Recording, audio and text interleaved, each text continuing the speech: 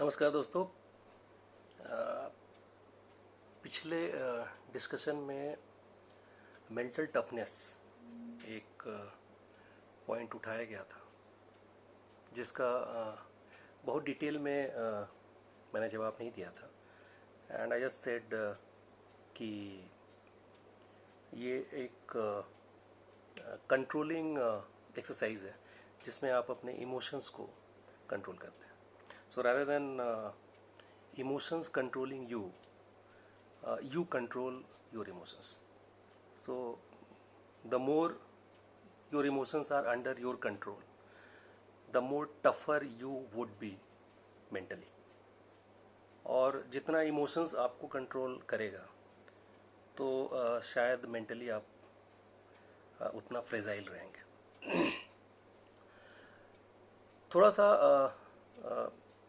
इस पे डिस्कस करना इसलिए ज़रूरी है क्योंकि ये एक डिफ्रेंशिएटिंग फैक्टर हो जाता है एक सर्टेन स्टेज पे आने के बाद। And if I remember correctly, Michael Jordan ने एक बार सिर्फ मेंटल टफनेस के बारे में एक लाइन कही थी कि this is the only differentiating factor between a good player and a great player. तो छोटी छोटी बातें हैं लेकिन कहीं ना कहीं बहुत इंपॉर्टेंस रखती हैं। रॉजर फेडरर टेनिस का जो इतना बड़ा प्लेयर है, अगर आप देखेंगे तो उसने ये चीज़ एक्सेप्ट की है कि उसका बेस्ट जब वो सबसे ज़्यादा प्रेशर में होता है, so in that case he gives his best performance. तो बड़े ओकेजन पे प्रेशर सिचुएशंस में अगर आप अपना बेस्ट दे पाते हैं और मेंटली स्ट्रांग होना अगर उसका एक रिक्वायरमेंट है, तो थोड़ा सा इसके बारे में समझ रखना इज़ वेरी वेरी क्रिटिकल। और जितना अर्ली स्टेज में ये करियर के शुरू हो जाए उतना मेरे ख्याल में बेटर होता है, क्योंकि बाद में इस पे मास्टरी करना उतना ही डिफ़िकल्ट होता है। हम ये नहीं बोलते हैं कि लाइफ के किसी स्टेज में इस चीज़ पे मास्टरी हासिल कर सकते हो, लेकिन जितना अर्ली आप शुरुआत करेंगे उतना बेटर होगा और रिजल्ट आपको उतना जल्दी आना शुरू हो जाता है। एक जनरल मिथ है कि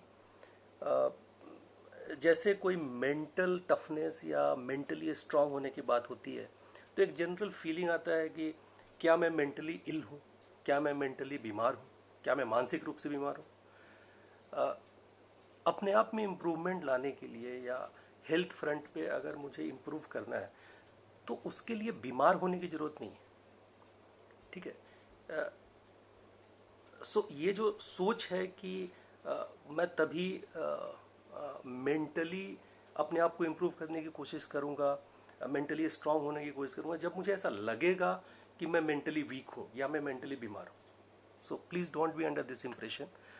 मेरे हिसाब से हर आदमी को कोशिश करनी चाहिए कि वो मेंटली स्ट्रांग हो, क्योंकि देखिए मेंटली स्ट्रांग होना, मैंने क्या बोला कि इमोशंस को अपने कंट्रोल में लाना। अगर आप ठीक से थोड़ा सा इस बारे में सोचेंगे कि थॉट्स क्या है, आप सारा चीज़ जो करते हैं वो थॉट्स से, जो आपके थॉट्स, जो आपके विचार निकलते हैं वो उससे आप करते हैं, और वो थॉट्स जो है वो इमोशंस से निकलते हैं। आपके इमोशंस थॉट्स को जनरेट करते हैं, थॉट्स एक्शन में ट्रांसलेट होते हैं, वो जो एक्शंस हैं वो आपके हैबिट्स में कन्वर्ट होते हैं, हैबिट्स आपके कैरेक्टर को बिल्ड करते हैं और कैरेक्टर्स आपकी डेस्टिनी डिसाइड करते हैं। बड़ी सिंपल सी चीज़ है। तो फाइनली हमारी डेस्टिनी हमारे इमोशंस से निकल के आ रही है, और अगर उस इमोशंस को हम कंट्रोल कर लें सो डेस्टिनी आपके कंट्रोल में है। सो छोटी सी चीज़ है, बट अगर हम इसको ठीक से समझ लें एंड देन हम उसके लिए उसकी तरफ अपने एफर्ट्स को थोड़ा सा लगाएं तो मेरे ख्याल में सबके लिए वो बेहतर रिजल्ट लेके सामने आएगा। पूरे मेंटल टफनेस को अगर मैं देखूं तो चार चीज़ें जो हैं, 4 पिलर्स, ये आपके मेंटल टफनेस को डिसाइड करती हैं। और उसमें सबसे इम्पॉर्टेंट एलिमेंट है आपका मोटिवेशन। मोटिवेशन को सेम मैं इंग्लिश वर्ड है, अगर इसको क्या बोलते हैं संस्कृत की तरह संधि विच्छेद कर दो, सो मोटिव और एक्शन मिलके मोटिवेशन बनता है। क्या मोटिव्स हैं जो आपके एक्शन में ट्रांसलेट कर रही हैं? जाहिर है ना, आप जो भी चीज़ करते हैं तो उसके पीछे कोई ना कोई मोटिव होता है, और जो एक्शंस होता है वो आपको एक रिजल्ट देता है ना। वो एक्शंस कितने स्ट्रांग होंगे वो आपका मोटिव डिसाइड करता है। So the motive should be strong enough, to really push you hard, on your actions to get you to the desired level of result. तो अब अगर आप देखेंगे कोई भी काम, जो चीज़ हम लोग करते हैं, सिंपल शब्दों में मैं अगर समझाऊं कि हम दो ही कारण से कोई भी काम करते हैं। एक या तो कंपल्सन होता है, और नहीं तो बर्निंग डिजायर होती है। कोई भी काम, अगर आप ये वीडियो भी सुन रहे हो तो इसमें या तो कंपल्सन है या बर्निंग डिजायर है। कोई भी काम आप करते हो, इसमें दो ही कारण से आप काम करते हो। नाउ द क्वेश्चन इज कि कंपल्सन होता है तो आपका पैशन उसमें नहीं आता है, राइट? आपका पूरा जो होल हार्टेडली आप उसमें अपने एफर्ट्स नहीं लगाते हो, ठीक है? सो रिजल्ट जो है वो पूरा का पूरा आपके डिजायर के हिसाब से आने के चांसेस कम हो जाते हैं। लेकिन वही जब बर्निंग डिजायर हो जाता है, वही उसमें जब आपका पैशन पूरा का पूरा आ जाता है उस काम में, तो वो आपके सक्सेस की प्रोबेबिलिटी को बढ़ा देता है। सो हमेशा इस चीज़ को ध्यान में रखना है कि हमारा मोटिवेशन जो हो वो इंट्रिंसिक हो, और वो मेरा बर्निंग डिजायर से निकल के आ रहा हो। सो ऑटोमेटिकली आपका जो एक्शन है वो आपको शायद ज़्यादा सक्सेस के नज़दीक पहुंचाता है। आपके मोटिवेशन के रीज़न और उस मोटिवेशन से जो आपका गोल जो आप सेट करते हो, वो ये देखना है कि कितना स्मार्ट गोल बनता है। स्मार्ट गोल का मतलब ये होता है कि पहला तो हमको साफ शब्दों में अगर मैं आपको समझा सकूं कि आपके गोल्स कहीं ना कहीं रिटर्न होने चाहिए और टाइम बाउंड होना चाहिए कि 2021 में जुलाई के महीने तक मुझे ये कर लेना है, 2023 अगस्त महीने तक मुझे ये चीज़ें अचीव कर लेनी। So that is how the goals, and it should be written somewhere where you can read it every day, right?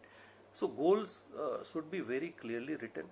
It should be smart का मतलब, मेरा मतलब ये है कि should be specific, M is measurable, A is achievable, R is rational, and T is your time bound. So smart गोल होना चाहिए और उसका एक रोड मैप बना होना चाहिए। उस गोल्स को छोटे छोटे माइलस्टोन्स में आपको डिवाइड करने होंगे कि अच्छा वो अचीव करने के लिए हमारा ये स्टेप होगा, हमारा ये रास्ता होगा, राइट? सो उस टाइप से आपको, so this is the first pillar of your. So अगर ये चीज़ें बड़ी क्लियरली डिफाइंड हों, जो आपको मेंटली स्ट्रांग बनाने में हेल्प करती है। दूसरा इंपॉर्टेंट पिलर जो मैंने लिस्ट कर रखा है वो है कि आप अपने प्रेशर सिचुएशन को कैसे मैनेज करते हो। और ये प्रेशर जो है वो इंटरनल भी हो सकता है, ये प्रेशर एक्सटर्नल भी होता है। और जिस फील्ड में आप हो और जिस तरीके से आपको चीज़ों को हैंडल करना है, एक्सटर्नल प्रेशर के लिए आप हमेशा प्रिपेयर्ड रहिए। वो आपके कंट्रोल में भी नहीं है, ठीक है? फैमिली अगर आपसे कुछ एक्सपेक्ट करती है, ये एक्सटर्नल प्रेशर होता है, ठीक है? और वो आपके कंट्रोल में नहीं है। अगर आपके फैंस आपसे कुछ एक्सपेक्ट करते हैं और वो समहाउ आप पे प्रेशर क्रिएट होता है, तो वो एक्सटर्नल प्रेशर है, वो आपके कंट्रोल में नहीं है, तो उसके बारे में सोचना भी नहीं चाहिए। इंटरनल प्रेशर जो हम खुद क्रिएट करते हैं अपने ऊपर, वो शायद कौन से इमोशंस वो इंटरनल प्रेशर क्रिएट कर रहे हैं और कैसे हम उसको कंट्रोल कर सकें। तो मेरे ख्याल में उस प्रेशर को आप इंजॉय कीजिए, थोड़ा सा कामनेस मेंटेन कीजिए। समय मिलेगा तो हम लोग आगे डिस्कस करेंगे कामनेस के लिए। एक 7 मिनट का ड्रिल है, बड़ा सिंपल सा, उसको 3 कोर एक्सरसाइज बोलते हैं। वो आप करेंगे, you will feel that life में आपके पीस आ जाता है। आपको शायद खुद चार्ज लेने की ज़रूरत है, you have to take charge of the situation, उस प्रेशर को रिलीज़ करने के लिए। एंड कई बार ऐसा होता है कि प्रेशर सिचुएशन में हम डिसीजन नहीं लेना चाहते, कोई भी फैक्टर हो सकता है, because of which we don't want to take decisions नहीं लेने से वो प्रेशर शायद आप ज़्यादा बिल्टअप कर लेते हो। अगर फेवर में नहीं हुआ तो आपने बिल्टअप कर लिया ना ज़्यादा, उल्टा आपको डिसीजन लेना चाहिए। ठीक है, गलती और सही ये बड़ा ब्लैक एंड वाइट नहीं है कि ये डिसीजन गलत था। उस सिचुएशन में शायद वो डिसीजन गलत और सही हो सकता है। सेम डिसीजन डिफरेंट सिचुएशंस में डिफरेंट रिजल्ट देते हैं। ठीक है, सो गलत और सही जो है ये इवेंट हो जाने के बाद जज करना बहुत आसान है। उस सिचुएशन में रह के जो डिसीजन लिया जाता है, हम हमेशा इसलिए डिसीजन को अप्रिशिएट करते हैं। ठीक है, डिसीजन का outcome depends upon various other factors, so we should not be worried about the factors which we don't control, right. So ये दूसरा एलिमेंट था मोटिवेशन के बाद कि प्रेशर कैसे मैनेज करना है जो हमको मेंटली स्ट्रांग बनाता है। Third element is the focus part, the concentration part, right. और इसमें कुछ नहीं है, जो आज का सिचुएशन है वो जनरली डिस्ट्रैक्टिव इन्वायरमेंट है। बहुत सारी एक्सटर्नल चीज़ें हैं जो आपको डिस्ट्रैक्ट करती हैं, और उस डिस्ट्रैक्शन से अपने आप को आप कैसे बचा के निकाल पाते हो, यही कंसंट्रेशन और यही फोकस है। ठीक है, सो इस पे अगर आप काम करो, मेरे ख्याल में इसका एक ही सॉल्यूशन जो मुझे दिखता है वो ये है कि पास्ट को थोड़ा हम पास्ट के बारे में कम सोचें, फ्यूचर के बारे में तो बिल्कुल ना सोचें। हम सिर्फ प्रेजेंट में रहें, live in the moment, right. जब आप बैटिंग करते हैं तो जब आप बॉल खेलते हो तो आप ये सोचते हो क्या कि पिछले बॉल को यार मैं मिस कर गया था, या पिछला बॉल उसने बहुत अच्छा फेंका था, इसलिए सपोज आप बीट हुए, तो आप उसके बारे में तो नहीं सोचते हो ना जिस समय नेक्स्ट बॉल आप खेल रहे होते हो। आप सिर्फ उस बॉल के बारे में सोचते हो जो आपके पास अभी आने वाली है। सो क्या कहते हैं, जो हमारा कंसंट्रेशन मुझे बताता है वो ये कहता है ना कि keep your head straight, right, watch the ball, बस। क्योंकि आप उस मोमेंट में रहना चाहते हैं, आप ना पीछे का चीज़ सोचना चाहते हो क्योंकि वो आपको डिस्ट्रैक्ट करेगा, और ना फ्यूचर कि काश ऐसा हो गया तो क्या होगा। सो इट इज़ लाइक अगेन आप अनकंट्रोलेबल चीज़ों की तरफ जा रहे हो। इन दोनों चीज़ों को अगर आप अवॉइड करते हो सो आपका कंसंट्रेशन हमेशा प्रेजेंट में रहेगा। और इसी के लिए लोग कहते हैं कि थोड़ा सुबह मेडिटेशन कर लो, योगा कर लो, क्योंकि आप प्रेजेंट में आना चाहते हो। और चौथा और लास्ट पिलर है जो मेंटल टफनेस का, वो है कॉन्फिडेंस। कॉन्फिडेंस मतलब आपका सेल्फ बिलीव, आपकी अपनी एबिलिटी पे आपको कितना विश्वास है, यही कॉन्फिडेंस होता है। और कॉन्फिडेंस अगर आप देखेंगे तो सिर्फ 2 चीज़ों से आती है। आपके खुद का स्किल, जिस गेम को भी आप खेल रहे हैं, अगर आप कंप्लीटली स्किल्ड हैं तो आपका कॉन्फिडेंस हमेशा ज़्यादा होगा।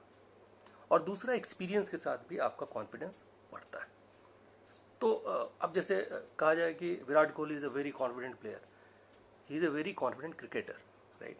अगर आप उनको कबड्डी के मैदान पे उतार दीजिए और उनका कॉन्फिडेंस चेक कर लीजिए, क्योंकि आपने उनको वो स्किल्स नहीं दी हैं जो कबड्डी के लिए चाहिए। So his confidence will be at 0 level, right. अगर आप उनको कबड्डी के मैदान पे उतारेंगे तो so it is all about confidence. जो चीज़ आप खेल रहे हो, अगर आप कंप्लीटली उसके लिए प्रिपेयर्ड हो, स्किलफुल हो, तो आपका कॉन्फिडेंस हमेशा ज़्यादा रहेगा। जो भी बंदा ज़्यादा स्किल्ड है उसका कॉन्फिडेंस हमेशा ज़्यादा होता है। हम लोग के इंडस्ट्री में, हम लोग के फील्ड में जिस आदमी को नॉलेज ज़्यादा है वो हमेशा कॉन्फिडेंट रहता है। दूसरा होता है कॉन्फिडेंस बढ़ता है एक्सपीरियंस से। एक बंदा पहला मैच खेल रहा है, उसका कॉन्फिडेंस थोड़ा सा लो रहेगा, स्किल्ड है लेकिन एक्सपीरियंस नहीं है उस लेवल पे, ठीक है। लेकिन जैसे वो तीसरा, चौथा, पांचवा, उसका कॉन्फिडेंस बढ़ता है। तो यही दो चीज़ें हैं, और इसमें से आपका कंट्रोल किस पे है? स्किल पे। आप उस पर काम करते रहिए, आपका कॉन्फिडेंस ऊपर जाएगा। उन चीज़ों में एक्सपीरियंस लेते रहिए, एक मैच खेलेंगे, दूसरा मैच खेलेंगे, तीसरा, आपका एक्सपीरियंस आपको कॉन्फिडेंस दिलाता है। सो that is how you build your confidence. मेरे ख्याल में इन 4 चीज़ों पे अगर हम ठीक से काम करें, हमारे मोटिवेशंस क्लियर हों, हम अपने प्रेशर सिचुएशन को मैनेज कर पाएँ, हमारा कंसंट्रेशन, हम प्रेजेंट में जिए फुल्ली कॉन्सेंट्रेटेड रह के, और अपने कॉन्फिडेंस पे काम करते रहें। मेरे ख्याल में मेंटली टफ होना और मेंटली स्ट्रांग होना कोई हमसे छीन नहीं सकता है। कुछ ड्रिल्स होंगे, कुछ एक्सरसाइज हैं छोटे छोटे, ये सब चीज़ें जैसे जैसे रिक्वायरमेंट आएगा, जैसे जैसे हम लोग आगे बढ़ते हैं, वैसे वैसे वी विल कीप डिस्कसिंग। जहाँ भी हो सकता है we will keep engaging ourselves, right. और जितना भी हो सकता है we will try to help each other, right. That's all from my side. Thank you and stay safe.